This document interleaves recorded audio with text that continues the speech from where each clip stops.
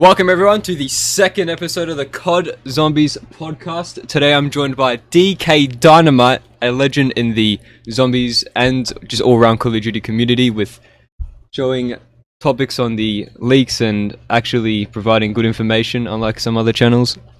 DK, how you doing? Good, man. How about you, man? Thanks for having me. I'm fucking tired as fuck, but it's all due. Joined by Konto once again, absolute gamer mode. How you doing, Konto? Gaming. And Lodge for the second time, who is mapping at the same time right now. I am chilling, working on a dope map. How are we all doing? Do you wanna? You answered that. Awesome. Do you wanna talk about the map you're mapping right now? There's some controversy behind it, so I don't know. Yes, dive into the controversy. It's a podcast. Let's go. All right, I'm making a map. Controversy caused. There you go. Welcome everyone to the. Fuck! I'm playing back my own thing. The Do you wanna talk Kowloon about? map, not a remake of Gun of Truth's map, but two people in particular are salty. Not gonna name names. One of them is Gun of Truth, and Oh man. it's all good, you know. And it's for No Black drama. Ops 3 though. His was Black Ops 1 anyway. Yes, and I'm not remastering his map at all. Yeah. I mean, it's just like the Town Remastered and Town Reimagined situation. Yeah, literally that. Because, Slayin was remaking Town since, I don't know, 2016 or some shit. He's been remaking it for fucking ages. And then Zella just got the idea to remake Town on his own and just started doing it. Because Slayin's not a public figure. He doesn't go on Twitter and talk about shit, really. Right. So how the fuck is Zella meant to know that Slayin's remaking Town? Zella just starts remaking it, and then Slayin gets pissed and he's copying him.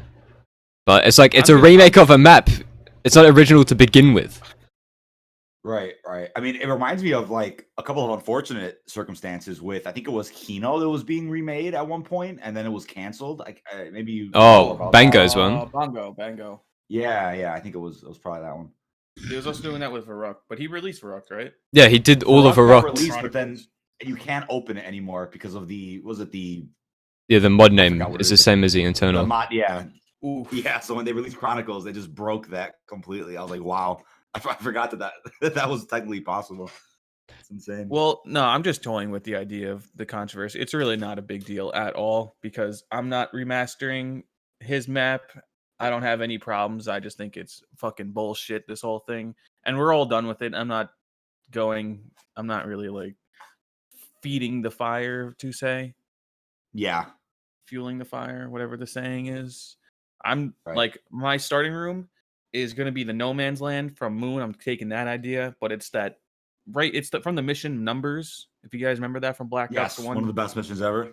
It's right when you go up the ladder and you're running off the building and jumping across. That's the only thing I'm taking from Black Ops 1. And then when you land, that's when the map begins. And that first room is Dairai's power room. So I'm making it entirely Damn, it's original. Chronicles, bro. It's fucking Sorry, Revelations. I love how that So sounds. the whole thing started when this one guy came to me asking if he wants to work on his Kowloon map as a scripter, and I said, "Yeah, I'll do that. I just want to see some pictures first before I had never heard of this guy before, and I don't know how well of a mapper he is, and I don't want to like Okay, get on a Smash Loader? project that, huh? I was just reading chat. Apparently I'm louder Oh. than everyone. How's that, chat? Get some feedback. Also, if you're watching, don't forget to fucking hit like. Smash that like button. And you can always suggest topics as well, alright. chat. Okay, now go. Yeah. All right, as I was saying, no, and then he never got back to me, so I didn't think the project was dead or anything. But he said he's been working on it for a year, but before he even contacted me, I've had this idea to work on this map since Europa came out, which was June 26th. But I started a contract with Spudley right after that to make maps for him, so I had no free time whatsoever. And now Yeah. I have a whole month off, so I could focus on school and my solo project and a few perks which I've been developing. One was with Virko. We got Zella, the fucking awesome modeler, doing our perk That's machines. amazing. So we're going to be releasing some custom perks out to the public as well. They're going to be featured in my maps, by the way. Self-promotion. Anyway, and I just started working on this, and then just started some beef. And then I talked to both of them, and then they haven't both answered me. So There's so whatever. much. I'm done with it. It's fucking stupid. This bullshit. It's a fucking mod tools. Who gives a shit? If someone made like Europa, I wouldn't care. Yeah. It's And the mod tools. We someone all made don't even Poop own of the our own Dead ideas. as well. But Really? yeah, some bathroom shit. But fucking, I don't give a fuck because theirs is terrible and mine's better. So fuck you. Hell yeah. I'm not saying mine is gonna be better. I still haven't seen pictures, and I heard Gun of Truth is remastering his. Good for him. We get 3 of us will have Kowloon maps. Whoever makes it out on top, good for you. I don't care. I really don't. It doesn't bother me. I don't go to sleep at night thinking, "Oh no, this guy's gonna release a map." Like, what the fuck? I have bigger. Some things to people worry genuinely about. lose sleep over that, though. They will genuinely lose sleep over that. And there's even people that actually like conflict. And I think in the zombies community, that's probably the easiest thing to come across. Is people who like conflict. They just love starting problems and love creating issues where there aren't any. There's It's like, so many fucking people in the mod tools. Not so many, but there's a nice handful of people that I despise just because they're just awful fucking human beings. yeah. I always found it weird how mod tools, like, you'd think it would require people of like high intelligence because it's such a complicated thing, yet like a big majority of the cunts are fucking idiots in terms of when it comes to social shit. But I guess that makes sense because you have to be socially inept to fucking want a map to begin with because it takes so much of your life away. But that's just how it goes. Yeah. I got fucking more than 7,000 hours in mod tools now. Too much of my time. That's unreal. And then I'm remaking transit. I'm only halfway. Logical, I think you had a tweet out at one point. I remember when that Spudley beef was going down. I think you might have put out like a little statement saying that you didn't really agree with it or something. Yeah, I thought that whole situation was dumb as fuck. Yeah. I tried to be unbiased as possible because I did have the contract with Spudley at the time, and I'm still in it. We're just taking a small break. But I'm not choosing sides. I just want to, I wanted to address some things that were said that I know were lies because I know people who have talked to the other party and like did business with them. And it was how awful it was for them. And I just wanted to let other people be aware of that and not just throw Spudley under the bus thinking like he's an awful fucking person. Because I don't know who else worked with Spudley before, but he's a really nice and genuine guy, at least from my experience. He's never done me wrong. And that's just from my own experiences. So I don't. I think when that happened, all I took away from that was that you're gonna have sheep on both sides that will like religiously defend their favorite YouTuber, and then it just creates like literally more drama than there ever was to begin with. Like it was hilarious to see that unfold. And it just shows the maturity level too. Spudley took a huge hit, and anyone could see that.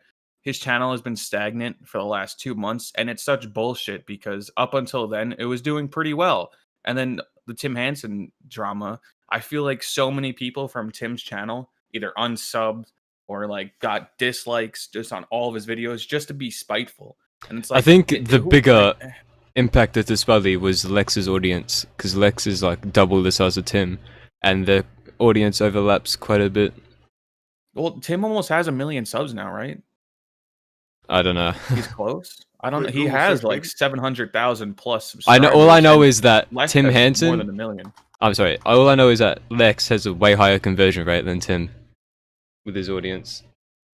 Yeah, I just think Tim Hansen has they're all like 823K. bullying him. I feel like a little bit,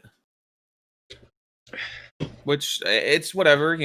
I can't say anything. I mean, that would suck if that fucking did that to me. But yeah, it's just that's why it's like from the beginning of like when I started doing YouTube too, I was like I never wanted to put all my eggs in one basket of like just zombies because that worries me too. Imagine like one little thing happens and then like a whole community like backstabs you or something. Like I wouldn't even want to risk stuff like that. That's why like, I love just covering all modes and being out there with variety. It's like that's the best thing. That's crazy, dude. Yeah, I mean seriously. I mean it's just it's scary already just doing YouTube because you're relying on a game essentially to keep updating and keep providing you with content to cover. It's like it's already a scary thing, but that's why when drama happens, it's like stay as far away from that as possible because it's not worth it. You never Oh, know yeah. what sheep are gonna come your way and just ruin things for you. It's not fun. Yeah, everyone takes. I hate it when people speculate but present it as fact. Like they'll be like, "Oh, Yeah. fucking, Cold War." Instead of saying, "I think Cold War uses the Black Ops 4 engine," they just say, "Black Ops 4 uses Black Ops 4 engine." Full stop. That actually frustrates me. It's like you don't have to be an engineer or a technician, but at least do the tiniest bit of research before you just go out blabbing your mouth about stuff that isn't true. That is literally it's like I don't the even. Yeah, it's like I've seen people do that, and it's like, all right, their terminology was wrong, but I see what they're going for. But then it just, when they say stuff like that, again, it lets their followers become sheep, and they just start repeating it, and then it's just at the end of the day, it's just not true. It's so stupid. I've seen that happen I too also much. hate when like big YouTubers or something is like, oh, it would be so easy just to implement mod tools into the game. Why can't they do that? When they have literally no idea what goes into like the process of something like that. Have you read the license file in mod tools that Activision have I to don't make? even know where it is. It's in the it's just in the root. It's at the bottom.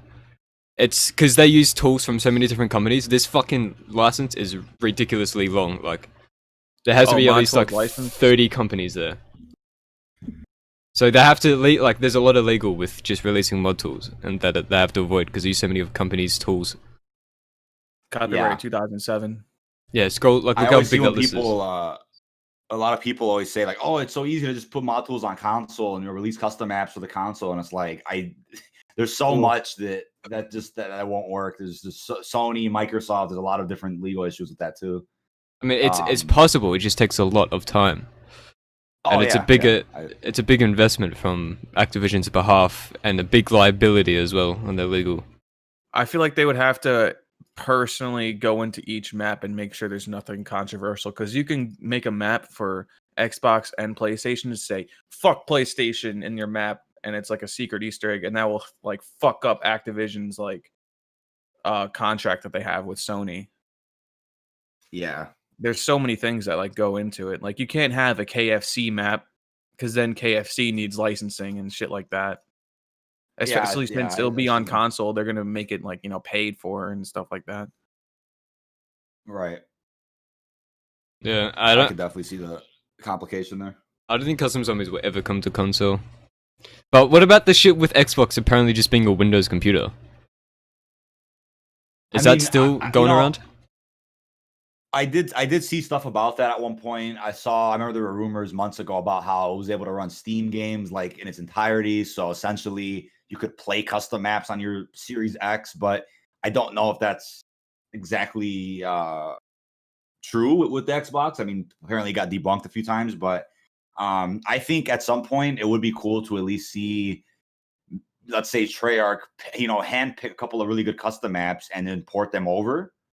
I mean, they'd have to obviously, it wouldn't be all custom maps, but at least a few that legally, would pass the system that they have. Yeah, you could. I think that you could just have a team at whatever company, one of the companies, to just play the workshop maps, find the best one, and then go through a fucking. I guess that they would have to pass it through a fucking check where they check every asset in the ads. Exactly. Every model, every texture, every sound. Which obviously takes a lot of time. It would have to be up to their standards. And I don't think anyone in the mod tools community, at least, is up to their standards, because it's just most maps that are released are made by one person. So one person's doing the effects, the lighting, the scripting, the brushwork, the detailing, the blockout, the fucking everything. Yeah, right. Exactly. Like Mad Gaz, Atonement, visually that looks amazing.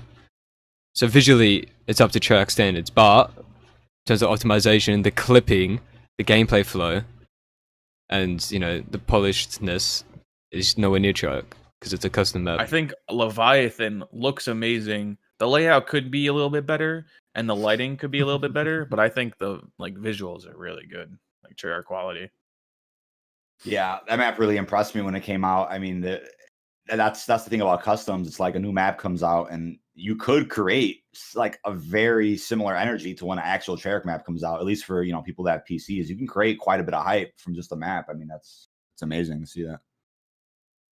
Yeah, earned media, baby. Remakes. What do you think about paying a small price for custom maps to play? if it goes to the creator.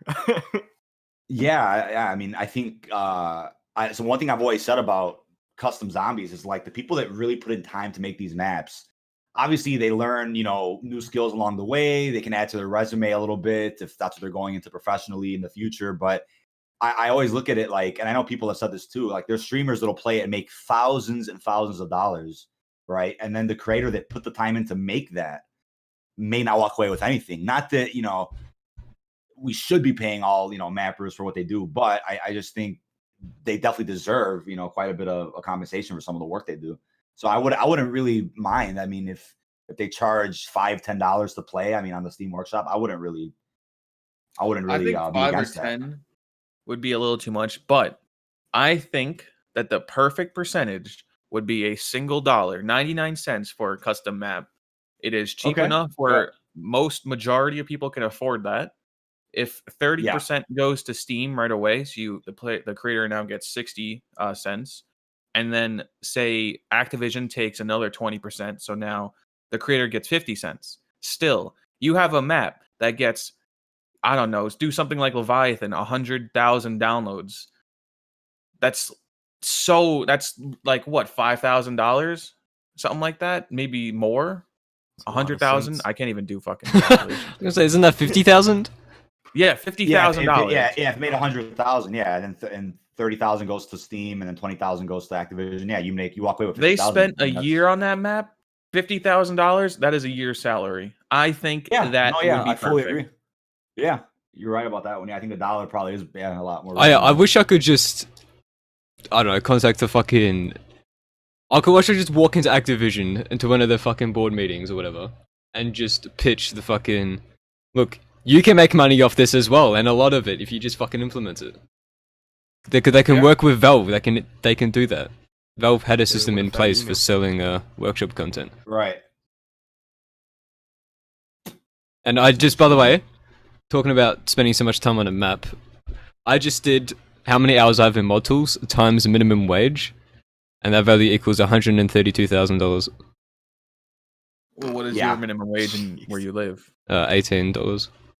So that's AUD. Australian. Yeah. I could do that. Where to I USD. live, it's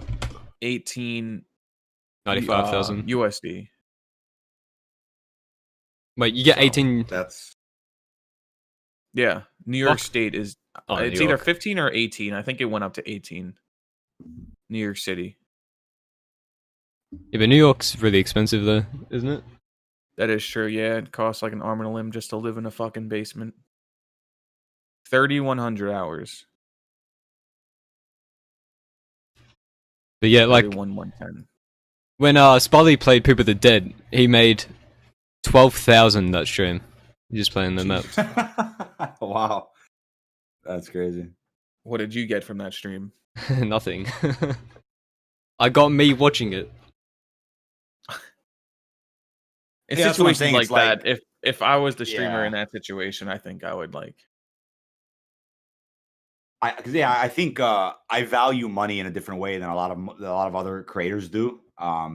Just based off experience, just talking to some other creators, and I'm like, I think genuinely, if I made that kind of money on one stream, playing a map that I know a buddy of mine may have made or something, or even just if I knew who the mapper was or who made it, I definitely would try my best to share something with that person. I think that's just how I would look at it, because I'm like, look, I mean, that it's almost insulting to see that sometimes. If you put in so much time into a map and then somebody makes over 10 grand playing it, it's like, it is what it is. But I definitely think the person who made the map deserves something out of it. But I agree.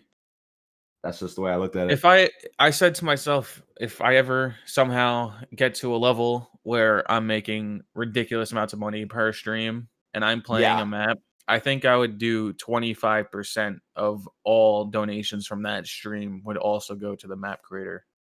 Yeah. And That's only fair. imagine how much more that creator will create maps now Yeah. as well Right. for you to stream. Because, if you could make a living off making maps, which is my objective with my Patreon and shit, and growing Right. that, then I would be spending every fucking second of my day just doing that because I love making maps. That's why I'm working on like 9 right now. Right. And I always, it's weird. Like DK, you like playing games, right? Oh yeah, yeah. When I play games, I can play them like once, but as I'm playing it, the whole time I'm playing it, I'm just thinking about the creative process behind it, and then I just want to make a map. I just want to Alt F4, open mod tools, and start doing some shit.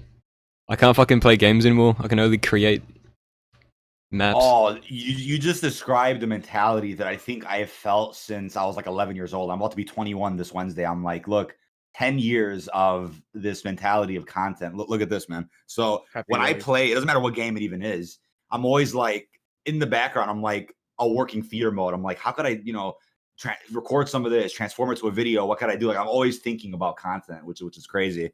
And especially with COD specifically, because that's the focus of my channel. It's like when I play multiplayer, it's like, oh, let me do well in this match so I can have some background gameplay. Or when it comes to zombies, it's like, oh, I could make a story vid about that or a guide on this. It's like it's just constantly on overload thinking about just content creation, because that's what I love to do more than anything.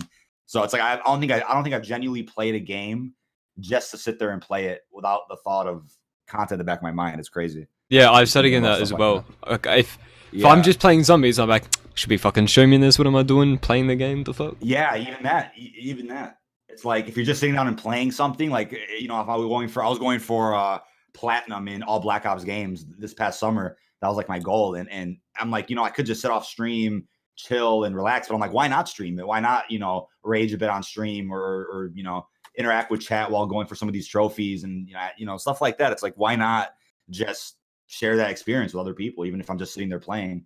So I'm like, yeah, it's just might as well do that. Yeah, and you have to find some sort of balance with actually being able to enjoy something without fucking making content off it. That's something with like that's something with the launch of a new game that I always look at, because like Cold War's coming out.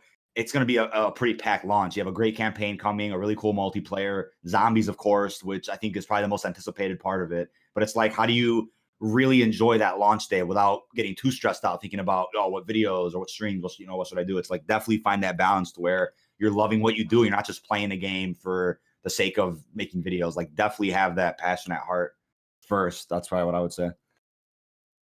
Yeah, I can't fucking wait for Cold War. My God. Yeah. I was about to say, Verko, how often do you just walk around like in real life and just be like, damn, that'd be a cool fucking zombies map? Yeah. Especially like abandoned houses, because there's a lot where I live. Australia, fucking poverty gang, rise up. And it's like, this is so well detailed. I'm like, wait, it's real life. No one fucking placed these textures or nothing. But yeah, or I'll be fucking walking at night, like behind some commercial building, and it's like foggy. I'm like, damn, the lighting's good. What the fuck? Yeah. Yo, when it's like snowing or some shit, I look at the light and I'm like, damn, that's some good volumetrics.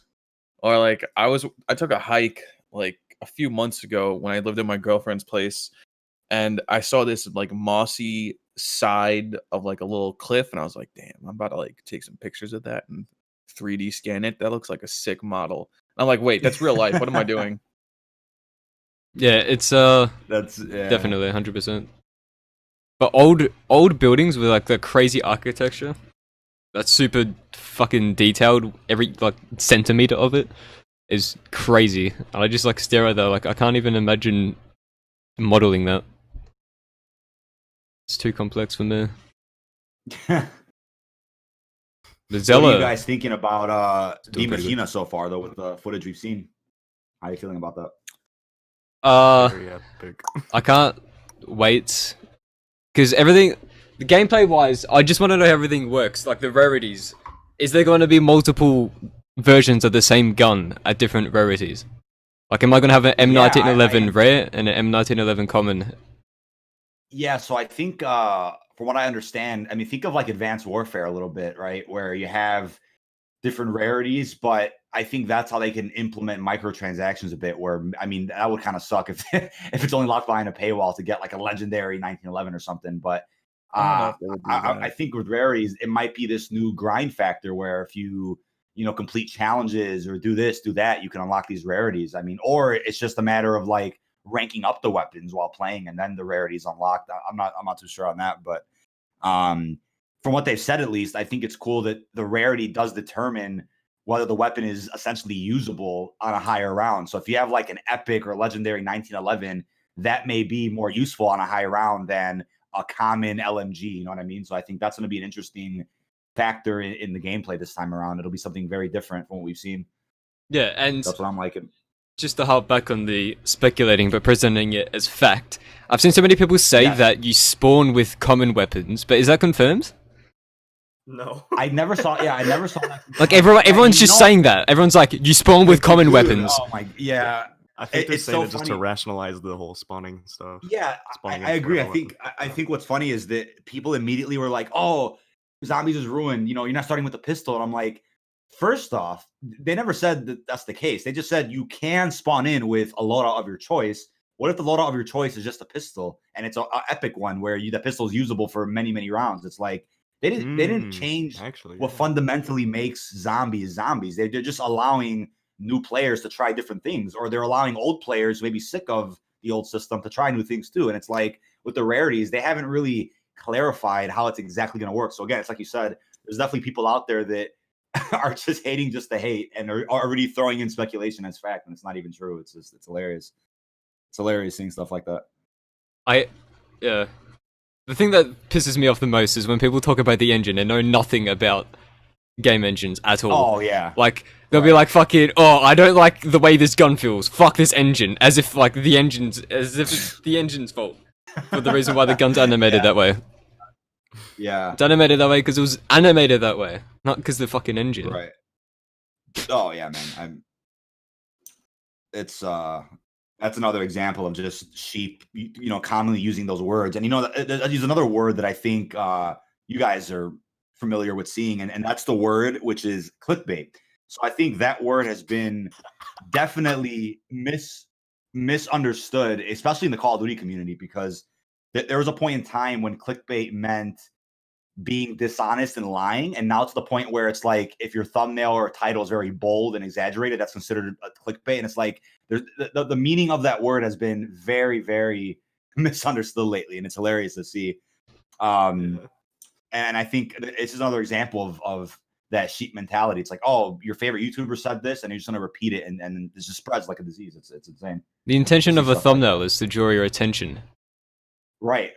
Just because it's call it what I call it is clickable, where it's something that's bold and pops out, is 100% related to what the video is about, but it's something very unique, so that if someone sees that, they're like, oh, I wonder what that's about, or I wonder what this is.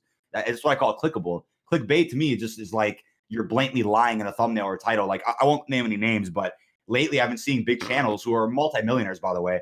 These big channels that come out with like complete lies in their titles and thumbnails, and I'm like, how do they get away with stuff like that? And then there were people defending that, saying, oh, it's just a joke, it's just funny. It's like, if I did that, I'll get fucking stomped to hell for that, man. I can't do that. Yeah, I wouldn't be able to. Yeah. I mean, Lex has put out a few videos just called Playing Cold War Zombies, period. Yup. Right. Or like I played Cold War Zombies early, or something like new Black Ops Cold War gameplay, and it's just them watching the cutscene that they showed at that event recently. It's like, it's not gameplay. Or it's just Black Ops 3 mod tools. Yeah, or that, or it's like, this is what Cold War Zombies is like, or first look at, next gen zombies. Like, really, dude? Like, come on, man. Yeah. I don't know, man. I'm not even trying to call anybody out, but I look at that hypocrisy, and I think somebody that made a great point. I'm sure you guys know Red Austin, recently left the community. He put out a video that was like, I think 3 hours long. It was a Q&A. And I actually sat through and watched it because I had nothing to do. I was just sitting down and watching his long video. And something that he said was about, it had to do with the hypocrisy and double standards of the community, how they'll go out and call out people for quote unquote clickbait, but then they'll feed into and donate to some of these multimillionaires that do it on a daily basis. So it's like, look at that double standard with people sometimes. It's very, very funny to see. And he also talked about like how he feels like his white knight mentality that he had for a while, which is like not quote unquote clickbaiting and not making clickable titles or thumbnails. And he said that he didn't really get him anywhere because the nature of YouTube and the nature of the business is very, very centered around having those bold and clickable titles and thumbnails. So he feels like having that really honest mentality where you title a video like super honestly and your thumbnail is very simple. He feels like that wouldn't have really got him anywhere over these past few years. And I think it's really crazy to see like somebody down to earth who's been up at the top at one point, and they come down and they're like, hey, here's what it is, man. They're just brutally honest. Yeah, that's why I respect Raid. He's actually has some introspect. Yeah. But Totally respect that. when I started YouTube, all my thumbnails were fucking just exactly what it is, and there's not much to it other than that. And right. you know, they never gain natural discoverability. It's just you know, like from Twitter or Discord. There's no actual YouTube browsing fucking things. Yeah. So I've learned to not make a thumbnail for me. I'm making a thumbnail for people to discover, and then that's how I make my thumbnails now, which perform a lot better. Because even if I don't like it, I'm not my audience, and I'm a fucking cunt. So holy crap. Yeah, it's crazy to see where the community's gotten to, man. It's just there's a lot of great people still around. There's a lot of very honest people, and then there's just people that literally enjoy drama and they just enjoy, you know, being negative towards other people. It's incredible. In the past I've called out people that I think are just absolute scum, that are just really disrespectful, and then they go and turn it around on me trying to, you know, say this, say that. It's like, yeah, dude, the maturity level. Yeah, the maturity level is just unreal with some people, and you know, that's how I always looked at it. It's unreal. Anyone who acts like a victim on Twitter or whatever, it's probably a dishonest person. Yeah, or a person that can't take criticism either. That's another big thing. Valid. That's a big thing. All right, do you think prestige is coming back since there's zombies in this game? And do you want prestige? I don't think so. Since everything's going to be unified this year again, or not again, but like since everything's going to be unified, I think they're going to take the Modern Warfare route again. That's what I meant to say. Where you get to level 155, and then they reset you to 55, and you got to go 100 levels, 100 tiers, whatever it is. I don't mind that system. Unpopular opinion, I like the system. I think the system would be a lot better if it was prestiging. So, like, for instance, the season, right? Instead of just increasing the cap to 155, you can now prestige this season, and like the season has its own prestige. So you prestige that season, and if you complete it, you get to the next prestige, and you have to wait until the next season. And then based on the prestige number you're at, you can see how many seasons you've done. Yeah. But but what happens when the season resets? Does your rank just reset? No, because you prestige, you're rank 1 again. Because you're prestiging. Prestige. So to complete the season, you have to prestige. I think that really works. What happens if you don't get to the final level? And then you have to wait till next season. You're a prestige behind.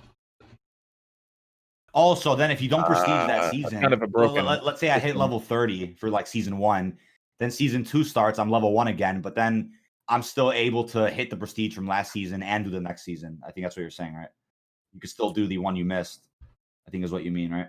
I don't like that, only because then it's too confusing. Someone who hasn't played in a few months will be like, well, I'm fucking way behind, and I'm not going to get any of this cool shit because I'm not prestige 8 when I'm still prestige 2. You know, some people don't play like that either. Like, I like to hop into the season. I still have everything. I'll be ranked like 80 or 90. I won't get to 155, but I'll have the stuff that I want because I play for the time that I want. I don't want to have to worry about like a super grindy I feel like that would be a super grindy experience if that was the system. I like what they have now, and it's a super unpopular opinion, but I really do like the system they have with Modern Warfare. And if they transfer that over to Zombies, since you know it's all going to be unified, I think it would work the same exact way. Yeah. My only issue with the new ranking is it doesn't feel like you're progressing in terms of leveling ever. Maybe if they had, because even if you complete the season, you only get one emblem, rank emblem to display. You can't really see, like if you look at any player in your lobby, you can't tell that they've completed all 6 seasons if they have. There's no like Yeah, nothing they to just show need, like, a anything. visual. They should add something Yeah. for that. Some just like Maybe icons. like how they do in CS:GO. You know how you have Yeah, like the pins. the pins. Yeah. Whatever the fuck. It's like 2019 service badge. Mhm. They should do season 1 service badge, season 2 service. So you could actually see on your profile. You could put pins. Maybe long shot. Treyarch, if you're hearing this, you could put it on your character model. That would be a good idea. And then you can release special ones in the battle pass, microtransactions. Now they're really listening. Hire me, please. Okay. How do you think the battle pass is going to work with zombies, though? Do you think there'll be gun Zombies rarities related and? content. Yeah, but do you think there'll be No. I don't think rarities are going to affect anything. I feel like that's going to be a purely in-game experience. All right. Yeah. No microtransaction bullshit, because that would infuriate everyone, and they've actually learned from their mistakes. They're going in the right path. What I think they're going to do, though, is like zombies camos, maybe like different zombie themed things that you can have in zombies or multiplayer. I think they're just going to have like a purely unified experience that you can use anything in any mode. And it's not tied down to one thing. Yeah, I prefer that as well. That was definitely the problem with Black Ops 4. It was like, all right, you wanna really grind for you want red X ammo 4 times? You got to get it in Blackout campaign, multiplayer zombies. What campaign? It's just like the whole battle pass in Black Ops 4. They were like kind of in the right direction, but they just didn't execute it in the best way they could. I think that model was very last minute. It didn't seem that well. Oh no, it definitely was. Yeah, implemented. Didn't it have 150 tiers too? I had 100. I think one season had 200, and then they brought it to 150. Oh, that's right. It was 200, wasn't it? Fucking hell. I always remembered being so stressed out by it that I just stopped playing the game for a bit. Yeah. It was interesting how the contract system worked, because in Zombies, you were able to hit one extra tier for hitting, I think, round 15. Yep. But then I think that was it. And then you can rely on a couple Zombies contracts, but then those weren't guaranteeing you cases either, because sometimes you wouldn't have a contract worth 2 cases or something. So it really just came down to your playtime in Blackout. That was probably the easiest way to get the most cases. But some people didn't like Blackout, so I mean, it was and a very restrictive system. Black Ops 4 didn't have crossplay. Right. And the DLC multiplayer maps separated the play base on top of that. And I live in Australia, for fuck's sake. So when Black Ops 4 came out, I could play Blackout until December. Then I've never found a game ever again after that. No matter how long I searched. You're talking about region, right? And then there's even people just on PC, even in the US, that still cannot find lobbies on certain points of the day for Blackout either. So that it was also literally just because people were on PC or Xbox. You had a smaller player base than PS4. And then it's like what you said, it comes down to, again, where you live. And that was another problem on top of that. It's like, holy shit. There were just too many issues with that player base. I mean, I think Black Ops 4, if it had crossplay, Blackout was free, they could have still got away with the Black Ops Pass, I think, even charging for the map still. That's kind of how I looked at it. But looking back at it, the Black Ops Pass is literally the worst fucking thing in the world they've ever come up with. I think Black Ops 4 had probably the weakest multiplayer maps in terms of DLC. I wanted to just play like Tag or Alpha Omega. Nope. Gotta spend $50 and get the other 2 maps I don't give a shit about. Oh, because they locked it all into get the one multiplayer maps I don't give a shit about. Yeah. Fucking awful. I think god awful system. It's funny because in Black Ops 4, at least the multiplayer, the DLC maps, like the strongest ones they added in were literally Black Ops 1 remasters, like Launch, WMD, Grind, Havana. Like those are the strongest maps they added in. Grind was free, but I don't have an opinion because I never played them. Because fucking again, PC Australia. Even Zombies. I've played one public match in Black Ops 4. There was even Public Rush.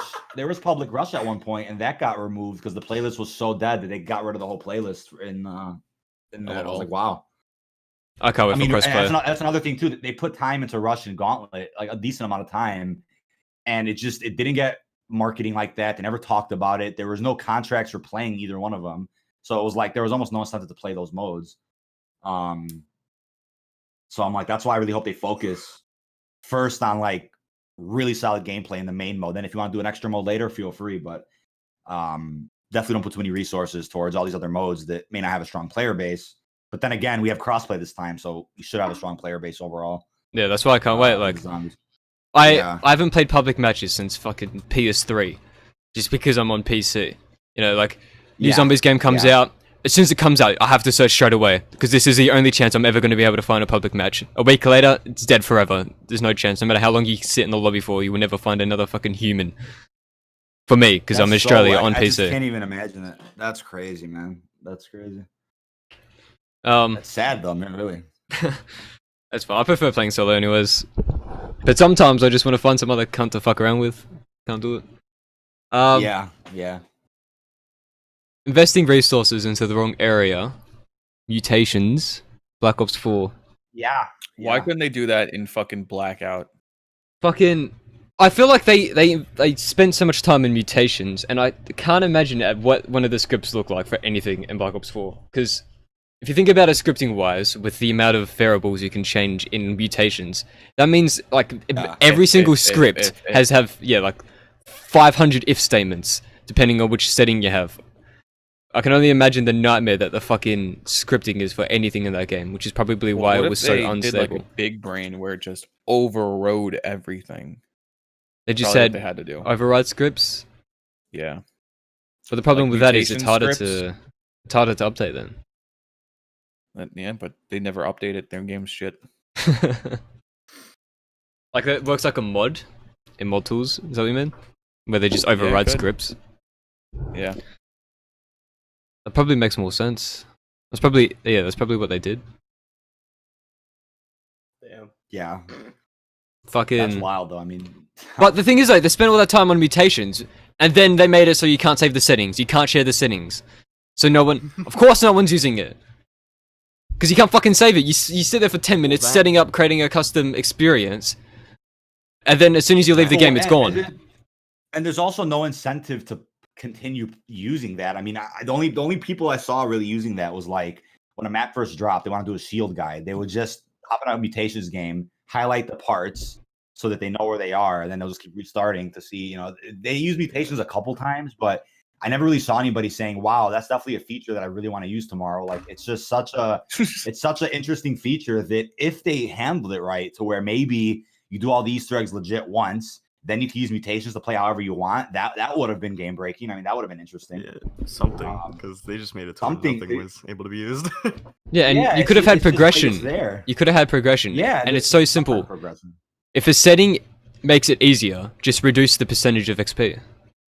Based on that setting. I don't want to get anybody in trouble, but what I will say is that there was a mode at one point called Treyarch Custom Mutations. It was a mode that never came to Black Ops 4, but there's actually images of it. Essentially, I guess it was a weekly mode or something where Treyarch would give you a set of mutations to put on, or they talked about it for you. Yeah, it was an interesting mode, and I guess you were able to do challenges in this mode and then get rewards for doing it. So for the week, let's say it was like play Blood of the Dead with nothing but Brutus spawns, no zombies. Like, imagine, and then you complete a challenge with that, and you get a camo, or you get 50 reserves, or something. I think that would have been really cool to see, like a very hard challenge every week using Mutations, and then boom, that would have been replayability. DK, Treyarch officially talked about that. I think it was in an interview with Jason Blundell. I can't remember who interviewed that person, but I remember specifically. Was it pre-launch? It was pre-launch, yeah. Contract. It was pre-launch. Yeah. They were talking about how, what do they call that system? The black. They had some. They named it some system or something, where like there's like this card you share. Even like they even mentioned you could share the mutations. How like you could save them into like a. Like, what the fuck? What do they call it? They named it something. About hang on. They had a name for it. I just remember them talking about the Black Ops authenticity stamp. Yeah, that's it. Authenticity stamp. They were talking about that shit and how you could. I thought that was just for like your performance in that game, like if you were speed running. Yeah, that exists. That exists. But what Jason was talking about, it was custom mutations. So what you could do is create your custom mutations and then have the authenticity stamp for leaderboards, so you can see exactly which mutations you used, so you can verify they weren't cheating. Yeah. And you could have a custom mode. Feature without it being polished with that. Then that's weird. That's interesting. They released a stamp without actually having the mutations component in it. That's weird. That's like, that just completely killed Mutations then in a way by not having that. Yeah, it's so like you spend all this time making this feature, Yeah, it's like why? and then not utilize it. Yeah. Fucking weird shit. Yeah, True said in chat. Yeah, it's the authenticity for your stats, but it's not. Yeah, it just doesn't have the mutations. Yeah, I see what you mean. People in chat keep talking about player card on gun. Play card on gun. I don't know what that means. Well, you can put in Modern Warfare. You can put stickers on your gun. I think isn't the player card you know how like on a kill cam it shows your emblem and then the Yeah, we know what. player card. I know what a player card is. Yeah, I think they're just saying it just goes on your gun like a sticker. I guess I don't know. Like, But where's that kinda info like coming I could from? think of. Yeah. That's interesting. Do you think Gunsmith is going to be great for zombies? I do. Right, Gunsmith I for think zombies. Yeah. That was already in Yeah. Black Ops 3, wasn't it? Well, not Gunsmith. Yes, and BO4, and not gunsmith, but Yeah. you could customize your classes, and I like that Yeah. system a lot. I really do. It feels Well, like a then- sense of progression. What's Like the I don't difference want to between spawn Gunsmith in then? with the KRM, slow as fuck reload rate, fucking 2 bullets in a mag. I don't want to I want a red dot sight. I want a fucking sniper scope. I want I think it will be awesome What having kind of AK are you a making? million. If Treyarch doesn't have a million attachments, literally, I want 6-digit attachments on my weapons. If they don't do it, I'm not buying the game. Do you think there'll be zombies Yeah. specific stats when you're in the zombies? Because it's all unified. Maybe. I feel like 100%. It's all unified though. I don't know about that because maybe they just might do the same shit for multiplayer because then it would be like, oh, you have to have these classes for zombies, these classes for multiplayer, when they Yeah. can just unify it all together, you know? Unification that is is the best way. Quality of life, please. Will campaign Yeah. have Gunsmith? Oh, I mean, No. Black Ops 3 technically does. I mean, Infinite I never Warfare has fucking it. used it though. Never used it. I use thought Infinite those Warfare's systems were one. cool. I was like, hey, it's cool. I had the option, but I'll never fucking use it because I just wanted. I want Treyarch to give me the experience. Or well, now Raven. I want the experience they planned out to give to me. Yeah. I will tell you what though, Black Ops 3's campaign to go for the platinum trophy in that game requires you to play a campaign extensively. And you know what? If Cold War's campaign is great, I wouldn't mind it because Black Ops 3's campaign has really interesting gameplay. It's just the story and some of the locations are just so, I don't know, man, so stale and so a little annoying and frustrating. And it's like, God To damn, it was understand the such a ending, grind. you must read It's a just- whole it's such a- paragraph in the first mission in 10 seconds or less, or else you don't Yeah, understand and the it's whole like- game. Yeah, it's like if Cold War has such a phenomenal campaign, I don't mind grinding for 3+ weeks to get the platinum trophy. I don't mind it. It's just in a game that's so frustrating like Black Ops 3's campaign, it's like, come on. Well, It was with wild, man. But, I think yeah. it'll be beneficial for the campaign to have the creator class from Multiplayer Warzone and all that in it. Because imagine this: Black Ops the 2 game does. comes out, you play the campaign like you normally do, and then you play the other modes, and then you reach max level, max prestige, all your guns are maxed. Now that you got maxed everything, you think, what if I play the campaign this way in veteran with everything maxed? Can I beat it with these attachments and shit? Now that I have it all Yeah, unlocked in that's something that I've been saying. I'm like, so much money and so much time goes into a campaign. Why not create ways to make the campaign replayable past one sitting? Like, make it where if you go back, there's an incentive to go back and play it at some point. Besides platinum trophy, do it for like, let's say you unlock exclusive blueprints or Yeah, something by definitely. going back and doing campaign again. And then the side missions and alternate endings. That's a whole nother can of worms that I think is very exciting too. There's a lot. Yeah. That's gonna be Oh in this my! campaign. Imagine, like, you know how you have intel typically in the campaigns, just hidden around Yeah. the map, laptops or whatever. What if you had blueprints hidden around the map? What if you had, you know, like a side quest? If you complete it, like this thematically to the blueprint you unlock, like you fucking Yeah, kill this yeah. guy, and this guy has a custom AK or whatever. You pick up his AK, boom, you've unlocked this new blueprint of this AK. Did you ever notice that in Black Ops 4, some of the mastercrafts they introduced, they actually fit some of the zombies maps aesthetically? Like, I think there was one that was very barbarian, very gold, and it matched like the theme of 9. There was one that was very death-like and demonic, and it fit Blood of the Dead. There was one for like Voyage. There were mastercrafts that I'm like, wow, these would have been great rewards for, let's say, being the Easter egg or being Yeah. a gauntlet on that map. So I'm thinking that this time around they should do something like that, where Well, there's real incentive. when Zombies used to exist, one thing Reed Yeah. would talk about is completing the Easter eggs. Like, let's say you get a hat or something for the character, and when you join the lobby, they have that hat. Everyone instantly knows, oh, they've done the Easter egg. But there's nothing like that right now. Now that Zombies is gonna have operators with custom skins and shit, maybe you complete the Easter egg, you get an exclusive skin for that Easter egg, and then you complete all of them, cool, you get a special one. So when this dude joins your lobby and you see that he's this skin, you instantly know this man has done the Easter egg. What do you think they should did that with Modern Warfare? I'm sorry. What'd you say? No, you go ahead, my bad.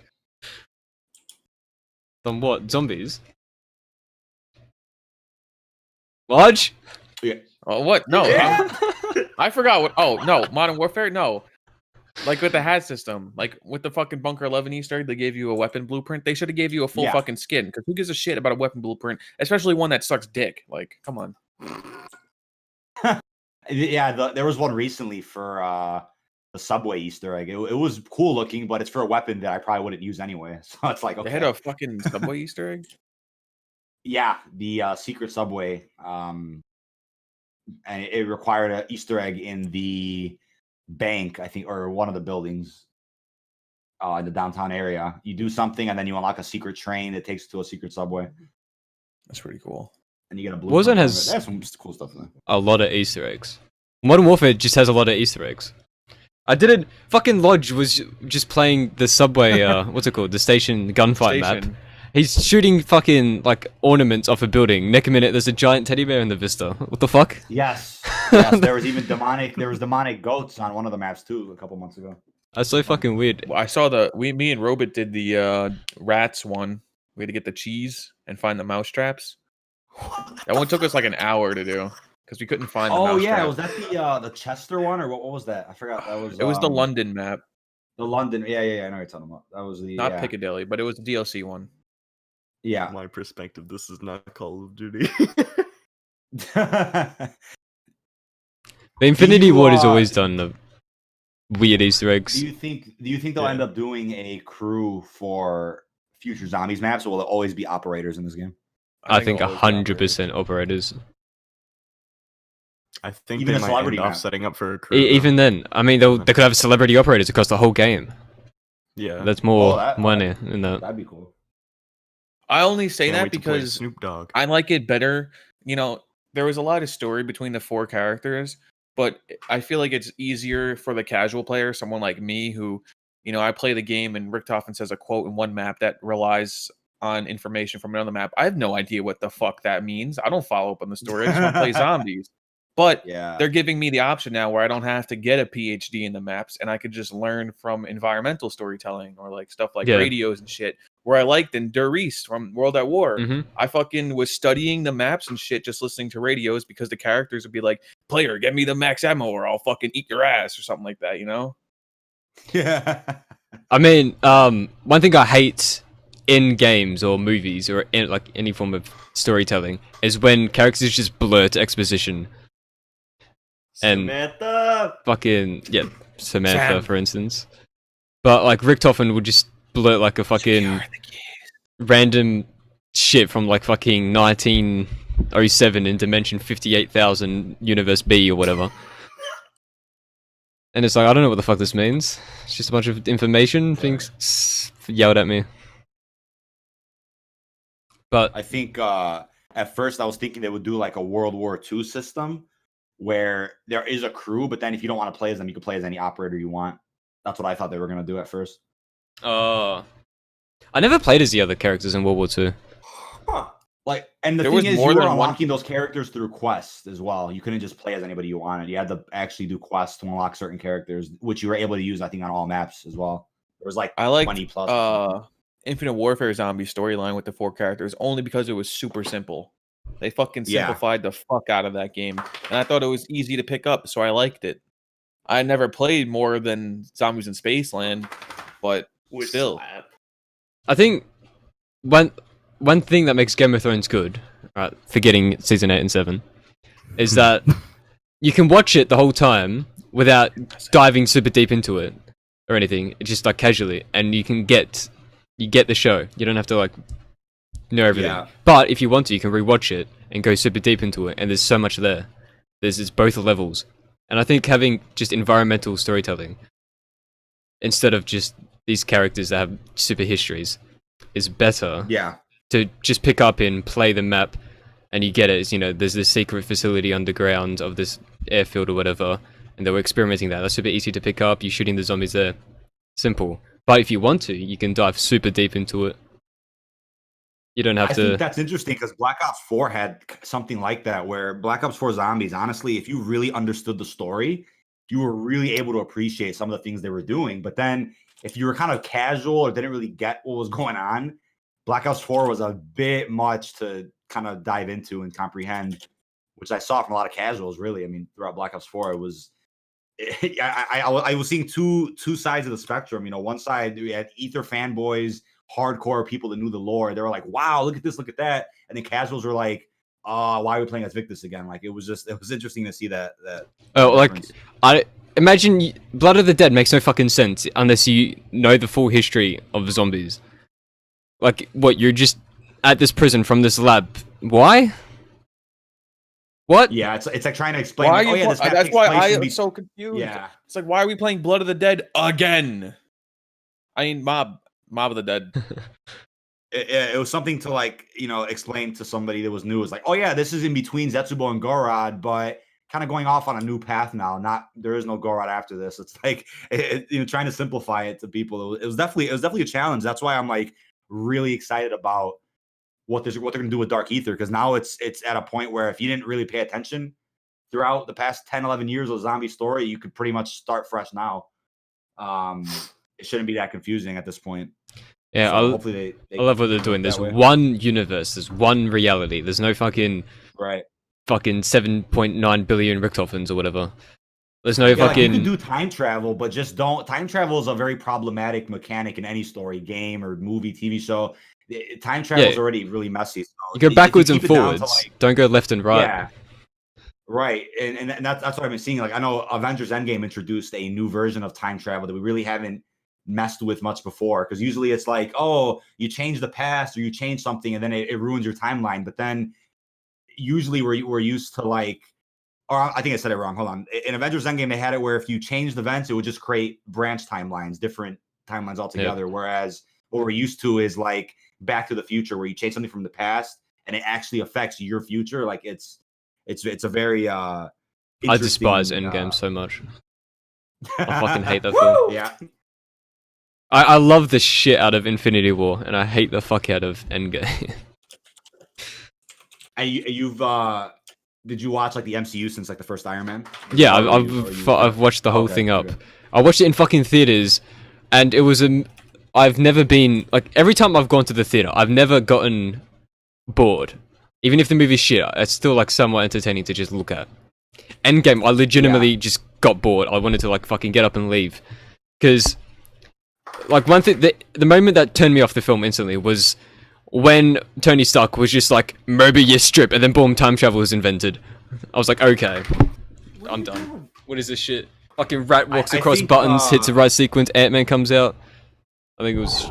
I think what's funny about Endgame is like, it's one of those things where what if they waited many years to make that movie would have been better? Because what I've seen across, a lot of communities is like, there are definitely people that love the movie and there are people that despise it. So in Infinity War was a movie that I didn't think we saw that divide like that, but Endgame definitely had a divide where there were people that were all over the place.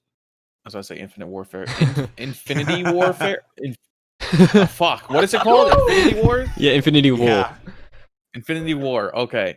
That movie was so fucking good because Thanos wins. And I just want to point that out. Yes. That movie's so good because the villain fucking wins. And I feel like they shouldn't have made the next movie. They fucking backtrack everything. I think they should have kept that shit going, bro. Oh my god, my cock was hard when I saw Thanos win. I thought one of my issues, I had a few issues with Endgame, really. I mean, I enjoyed it, but I had issues storytelling wise. I'm like, wait, the Thanos they fight at the end is not the same one that won in Infinity War. And then the Hulk was just, I just wasn't a fan of what they did with the Hulk. I thought it was a lot of fan service more than, super rich storytelling. But I genuinely enjoyed the movie, but there were definitely questionable decisions that I was like, why did they go that route? And it's one of those things where it's like they shot them back to back. Maybe they didn't put all of their efforts into Endgame. I mean, it looks like they did, but I think the reason why there's so much difference. I think Infinity War, they could do what they want because they're going to reverse it in the next film. That being the directors and writers. But then the next film was a film by committee, such as Marvel Studios and shit, with a bunch of mandates that they have to go by. I think Endgame, if it was 2 films, would have been better. First film, Aftermath of Thanos, how society rebuilds when half of existence just gets wiped out. How does the government work now that everything's dead? How does economy recover? How does people cope? And rebuilding society. And then the next one, and while that's happening, Tony is spending the whole film going crazy trying to fucking figure out time travel, can't get anywhere.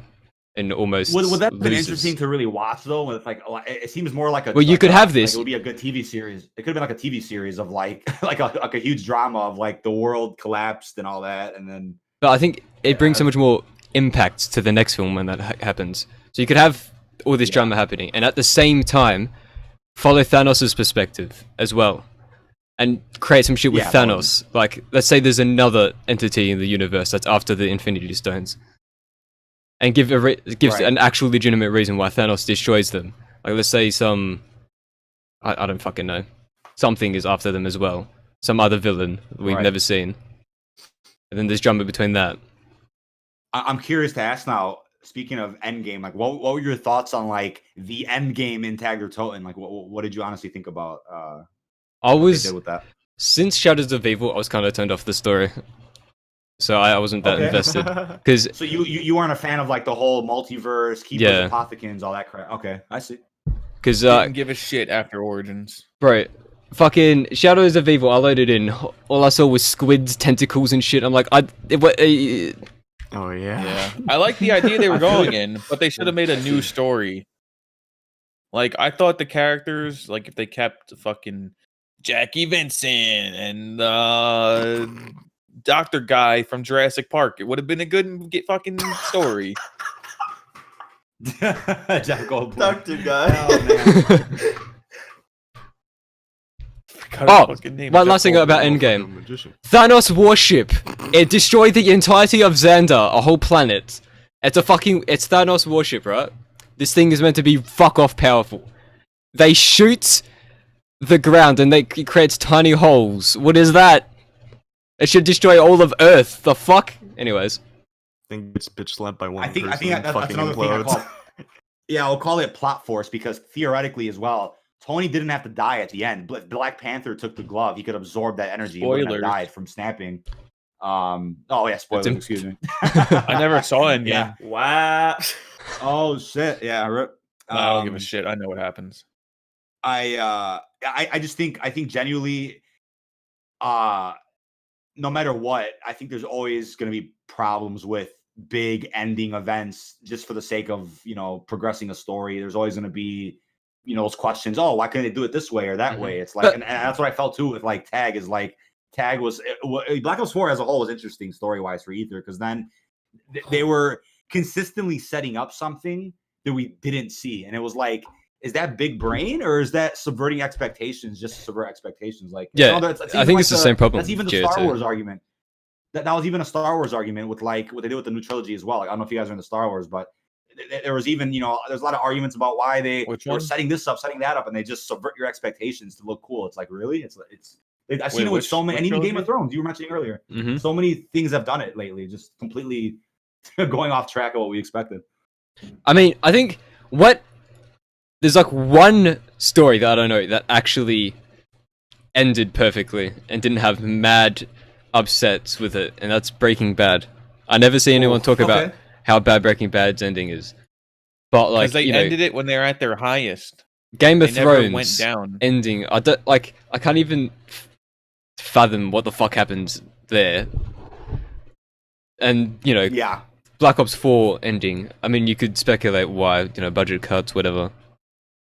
You know what's funny? I think planned, a lot of those endings happened. Yeah. A lot of those endings came out like throughout like the same 1.5-year time span too. Like Black Ops 4, Game of Thrones, Avengers, this. Yeah, all at the same time. Many endings.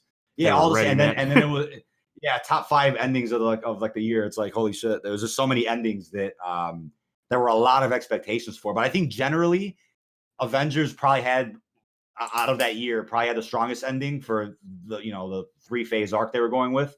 I think that was probably the most well-received ending out of the 3: the Game of Thrones, BO4, and that, I think, overall, based on what I've seen. But That's because Tag's ending was whack. it's just the thing with the way I described it since I first saw it was like, it looks like, I mean, the ending itself is fine. It's just the build up to it and the map to lead to that is like questionable. Yeah. It's like what it felt like so much was missing. Like we didn't see something. Bro, It's what? I keep talking about this and I won't shut up about it. Yeah. The small like preview you see of Samantha fighting like the keepers in that in Alpha Omega in the intro.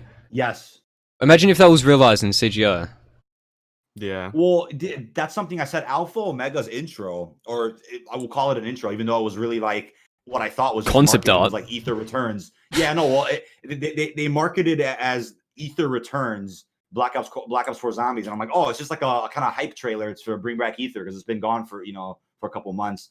But it ended up being the intro for Alpha, even though it doesn't show Nuketown once, by the way, in that whole snippet. We don't see Nuketown once, which is hilarious. But I think that intro, it showed things that not only did we not see later, it led to nothing, but I almost think that what they were trying to say is, yeah, a lot of stuff happened in between Alpha and Tag. Like some stuff started going on, Great War or some shit, because I've always said this and I stand by it. It's like Tag's ending feels like it was something that was after some big event. And I'm like, what do we miss? Like, it just felt really awkward. Yeah. So I definitely think it almost feels like that intro was literally just concept art for a cutscene that they never made. Well, yeah, no, and that's the thing. And then Tag's ending kind of reinforces that. Like, it even says, like, oh, the Great War happened somewhere. You just never saw it. It's like, what the what? it starts talking about things, and I'm like, wow, we did. And then Samantha destroying the Apothecon, it's like, that theoretically makes sense to see after she comes to us at the end, the Alpha Omega ending cutscene, when she was angry and pissed off and shit. Like, I don't know. It's just, there's a lot that really threw us off, I think, with that ending. It was very weird. Well, Samantha destroying that Apothecon thing is a bit weird, but the rest of the stuff in those cutscenes were showing the cycle and stuff like that. On top of that, the Great War was happening during Tag der Toten, hence why Pablo teleports from Tag to the Great War. Yeah, I get that, but it just felt like, even the Alpha ending, it's like Samantha saying, we're going to go to the war, we're going to burn Agartha, and then you see in the comic book loading screen, you see, Ultimate Richtofen going to the house. There's a lot of setup for stuff that were like, oh yeah, DLC 4, and that just wasn't. So it was weird. I think the ending was planned to end in a similar way, but they had to change stuff for other reasons. But it was still ultimately going to end up the same way, so that's why those details are partially left out. But the beginning of Tag, nothing happened really in between. The beginning of Tag is sometime almost directly after Blood of the Dead, and Classified, where they teleport and pick up people for Ultimus, pick up the Ultimus crew, happens directly after Blood as well. So those things happen in a very short amount of time, so no big events can really be happening. Nikolai was telling them to celebrate before they get their victory at this Great War. That's what he was saying. Yeah. That's why they're all sitting there drinking. It was their last night before victory the next day. And he poisoned them. Why did Monty not find them at the forest? And that was a big question a lot of people had as well. Why do you think they weren't found? I honestly couldn't tell you. I mean, I think it's one of those things too, where it's like Alpha sets up this, Monty kills Maxis, and he looks like he's about to just go ham, and then it's like we just don't see any more of that. It's like, what the hell? I fucking wish Alpha Omega was so much more like. I avoid trailers and everything because I like just playing the map first and then looking at trailers and then watch people play it after I play it, not the other way around. Like most people, and they form their opinions before they even play it. Looking at the entire Zombies community, by the way. Okay, so I saw an image because it was a thumbnail that just popped up, and I saw the Nuketown boss, and I think the title had something to do with transit or something. And I'm like, in my brain, I'm like, damn, did they remake all of Transit and have Nuketown as a separate location in it? This massive map, question mark, is what I'm thinking in my brain. Map comes out, it's just Nuketown. Yeah. It's just Nuketown, that's all it is. I genuinely thought that Alpha Omega felt like I felt like Alpha was like a bonus map. Like it felt like a classified type of map. Like it didn't feel like a grand DLC 3 of any sort. And I was watching Rad Austin, the only cunt I watch for Zombies gameplay. I was watching his Easter egg hunt stream, which is fucking like 8 hours long. Watch the whole thing while mapping. And when they got near the end, where the like nuke drops or whatever, I was just thinking, imagine if you could go out. Like, you do some event in the map, rip logical. My fucking overlay's fucked, he better join back. I think his power went out since he stopped talking, and then his computer's off. I don't know, computer crashed, probably. Fair enough. I was just thinking, like, imagine you're doing an Easter egg in a map, and then the map gets nuked. And then the whole map changes, and you get to play on that. Like, imagine that complete been map-altering events. Right. Like Ghosts multiplayer, that had a lot in it. You could change the whole of Strike Zone just by nuking it. Which will do more dynamic elements like that. Alright, well, Logical's dead. Let's quickly wrap up the last topic. And I'm going to end this podcast there. We've been live for an hour plus, so... What do you? I think one big thing is like the title was talking about. The leaks were right. What did you think about the D Machina leaks? If you looked at them, before the reveal. Yeah, I did look at the leaks before the reveal, and everything that was there was correct. Which means the Giant is in the files somewhere. Kino is mentioned there. So, do you think every DLC will be a remake expanded? I think what's funny about that is. I had the video on it, broke the news. Vid got striked, which was hilarious, illegally, by the way. The video's back up now. YouTube reversed that one, but the video got striked, and I'm like, oh, it must be true then. Yeah, I know. And then you think Activision would fucking not straight up confirm shit by striking cunts? Well, that's a big topic that I think is super laughable because I'll break the news. I mean, and rarely do I have info that I think I want to share. There's other stuff I hear sometimes, and I'm like, that's just too spoiler heavy. I'm not gonna leak that. But you know, I'll put something out. Let's say I get striked, and then Charlie Intel, other big channels, they go and talk about it, and they're fine, and they have bigger audiences. So isn't that counterproductive to strike? But the problem with that is it's because they're with Deserto, and Deserto is with the Overwatch side. And then they benefit Activision in that way for the Overwatch League. Yeah, I just think it's just a dumb double standard to get. I didn't even show anything either. I was just talking to him. Like, you can strike my voice. I'm like, I didn't know you could do that. But that got reversed. So that was illegal. But that happened. And then somebody on a Call of Duty Discord, I don't know what Discord it was, the Call of Duty, one of the most populated Discord servers for COD. He went on there and he went ahead and also shared information that lined up with what I was hearing with the video I made. And I'm like, wow, this guy must have either, had a similar source or who knows what he did. And he actually threw in a little bit more info about essentially more remakes coming throughout the DLC season. And yeah, it was Kino, the Giant. There's a lot of talk about remakes. But so now I'm like, wait, will they have quote unquote new experiences the whole year, or will it be essentially like D Machina every DLC where it's like an older map, but then it's expanded upon? I really think it is that. 100% believe the majority of the maps are going to be like D Machine, where it's an old map in a new map, not just the old map again. Yes.